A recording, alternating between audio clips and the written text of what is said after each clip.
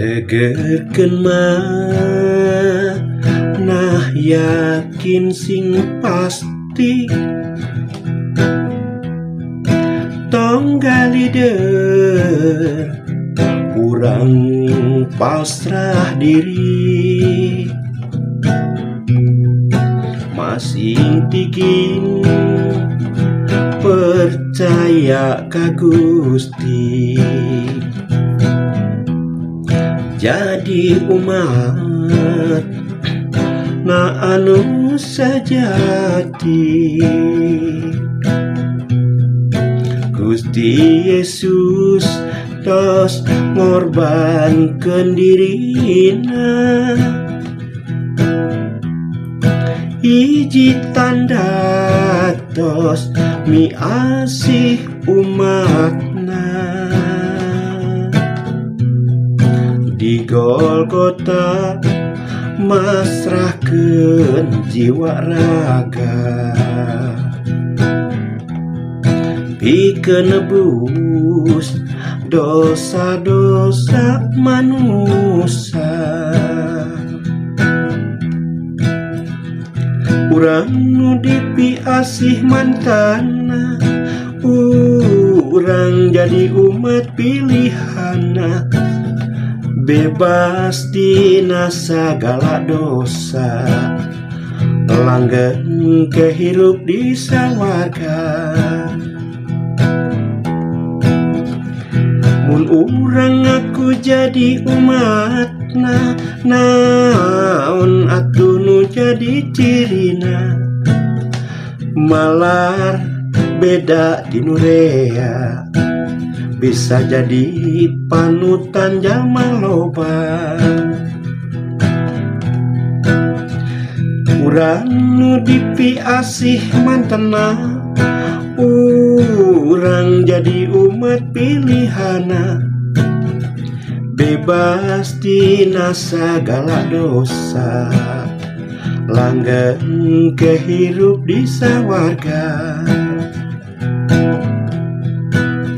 Mun urang ngaku jadi umatna, naon atuh nu jadi cirina, malar beda di nurea, bisa jadi panutan jalma loba.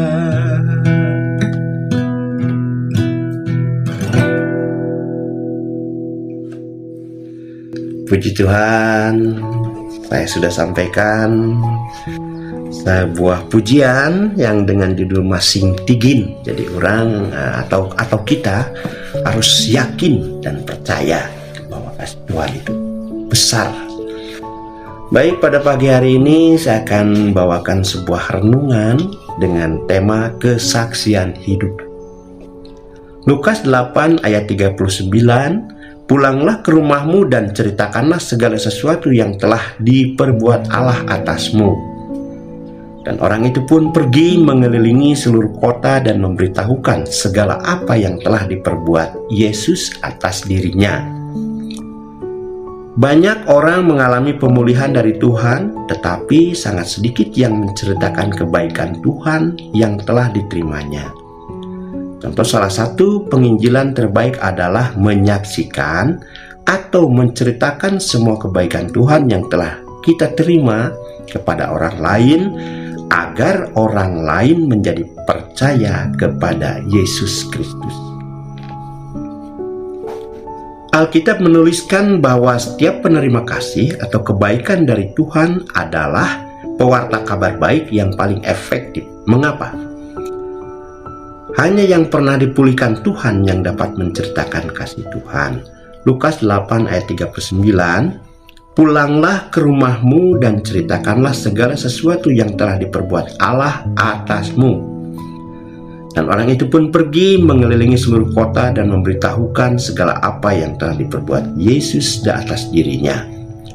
Yohanes 4 ayat 39, dan banyak orang Samaria dari kota itu telah menjadi percaya kepadanya karena perkataan perempuan itu yang bersaksi. Ia mengatakan kepadaku segala sesuatu yang telah diperbuat.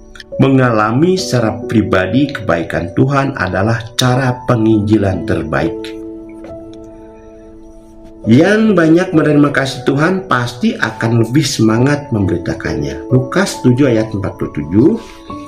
Sebab itu aku berkata kepadamu, dosanya yang banyak itu telah diampuni, sebab ia telah banyak berbuat kasih. Tetapi orang yang sedikit diampuni ialah orang yang sedikit juga berbuat kasih. Semakin banyak pemberian kasih yang diterima seseorang dari Tuhan, pasti membuat orang itu bersemangat menceritakannya. Cerita pribadi orang yang mengalami pemulihan Tuhan tidak akan bisa disangkal oleh orang lain. Yohanes 9 ayat 10 dan 11, kata mereka kepadanya, bagaimana matamu menjadi melek? Jawabnya, orang yang disebut Yesus itu mengaduk tanah, mengoleskannya pada mataku dan berkata kepadaku, pergilah ke Siloam dan basuhlah dirimu. Lalu aku pergi dan setelah aku membasuh diriku, aku dapat melihat. Pengalaman pribadi dengan Tuhan adalah kesaksian tak terbantahkan bagi orang lain. Apa itu tujuan kesaksian? Satu, untuk memuliakan nama Tuhan. Yohanes 11 ayat 4, ketika Yesus mendengar kabar itu, ia berkata, penyakit itu tidak akan membawa kematian, tetapi akan menyatakan kemuliaan Allah. Sebab oleh penyakit itu anak Allah akan dimuliakan. Kesaksian bukan ajang untuk memamerkan pribadi kita, tetapi memamerkan kasih Kristus atau memamerkan Kristus. 2. Sarana agar orang bertobat dan kembali pada Tuhan lewat kesaksian. Yohanes 5:19 ayat 10.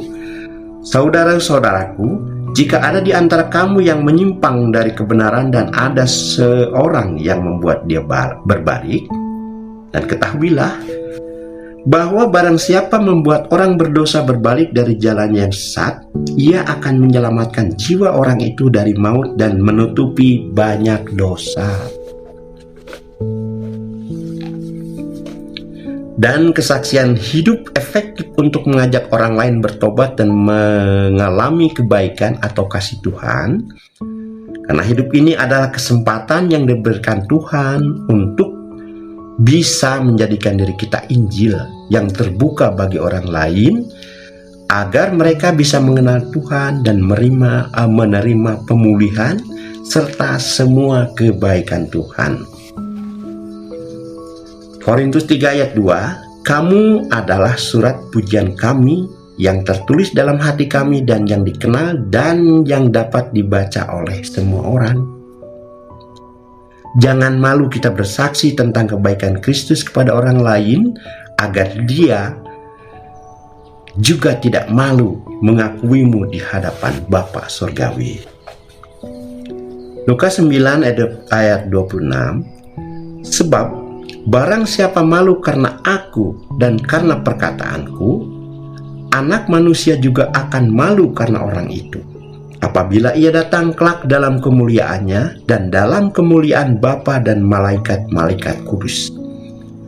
Timotius 1 ayat 8, jadi janganlah malu bersaksi tentang Tuhan kita, dan janganlah malu karena aku, seorang hukuman karena dia, melainkan ikutlah menderita bagi Injilnya oleh kekuatan Allah. Kesaksian pemilihan diri kita itu adalah penginjilan terbaik, dan beritakanlah kebaikan Tuhan yang kita alami pada semua orang. Begitu. Jadi banyak orang yang entah itu melupakan atau lupa atau terlupakan. Kita tidak bisa hitung kebaikan Tuhan yang begitu banyak untuk kita, bahkan tidak terasa kebaikan itu datang dengan sendirinya mengalir di dalam kehidupan kita. Seperti banyak orang yang sukses, orang yang diberkati, ya, dan juga berhasil dalam setiap usaha-usahanya. Tapi itu kita lupa. Jangankan itu, nafas meskipun kita bernafas, itu adalah sesuatu yang sangat mahal.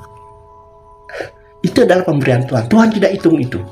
Maka dari itu coba kita belajar untuk memperbaiki diri dan beritakanlah kebaikan Tuhan kepada orang lain.